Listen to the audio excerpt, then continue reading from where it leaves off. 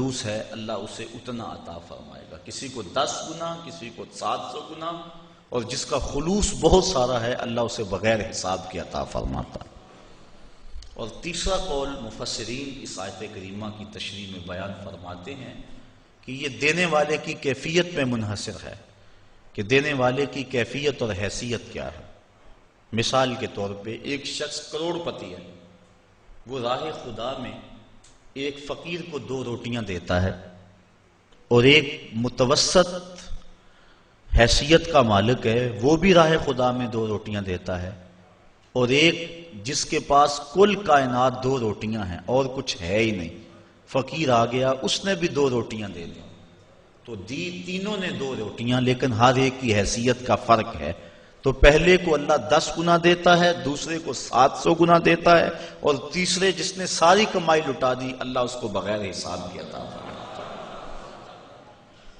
تو کہا جس طرح زمین میں تم کوئی بیج بو تو وہ 700 گنا اس کو اٹھاتے ہو، ایسے ہی میری راہ میں جو تم خرچ کرو گے میں 700 گنا تمہیں عطا فرماؤں گا، اور اللہ چاہے تو 2 گنا کر دیتا ہے۔ اللہ تعالیٰ جل شانہ نے یہاں راہ خدا میں خرچ کرنے کی مثال کھیتی باڑی سے دی۔ امام ترمذی نے روایت نقل کی ہے، آقا کریم علیہ السلام نے ارشاد فرمایا التمس الرزق فی خبایا الارض،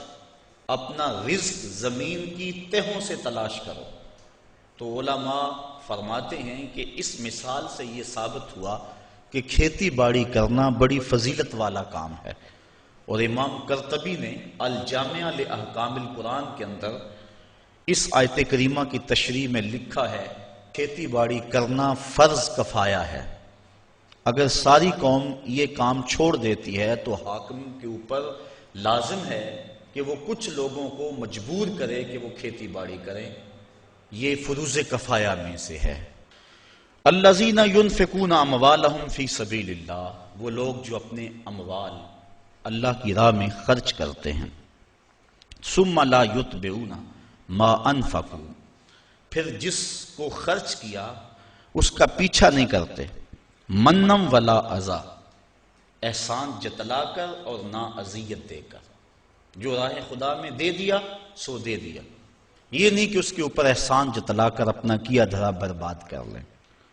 من اور اذا ان دونوں چیزوں سے منع کر دیا گیا، احسان بھی نہ جتلایا جائے، اذیت بھی نہ دی جائے، اذیت ذہنی طور پہ بھی کسی کو شاک نہ پہنچایا جائے کہ اس کو کہیں کہ جناب یہ اس کے پاس اب اتنی دولت ہے، ہمارے گھر سے اس کو جاگ لگی تھی، اس کو کوئی پوچھنے والا نہیں تھا، ہم نے مدد کی اس کی، تو یہ اس کو اذیت دینے کے مترادف ہے۔ بلکہ حضرت زید بن اسلم رضی اللہ تعالی عنہ فرماتے ہیں کہ جب کسی کو تم نے خیرات دی ہو اور وہ تمہیں بازار میں راستے میں ملے اور آپ اس کو السلام علیکم کہیں تو وہ اس میں بھی ثقل اور بوجھ محسوس کرتا ہو تو کہا اس سے ترک کر دینا چاہیے سلام کہنا بھی، کہ یہ بھی اس کی اذیت کا باعث ہوگا۔ تو آج تو ہم کسی کو خیرات دے کر اس کی غربت کا اشتہار لگا دیتے ہیں، پہلے کہا کرتے تھے نیکی کر دریا میں ڈال، اب ہم کہتے ہیں نیکی کر اخبار میں ڈال۔ نیکی کی اور کسی غریب کو اگر ہم نے خیرات بھی دی، عید پیکج بھی دیا، تو پھر 7-8 اخباروں میں جب تک تصویر نہ چھپے اتنی دیر تک تسکین نہیں ملتی۔ غریبوں کی غربت کا مذاق اڑاتے ہو، تمسخر کرتے ہو، اس انداز سے دو کہ ان کی عزت نفس مجروح نہ ہو۔ تو نہ من اور نہ اذا، کسی طرح سے ان کی اذیت کا سامان نہ بنو۔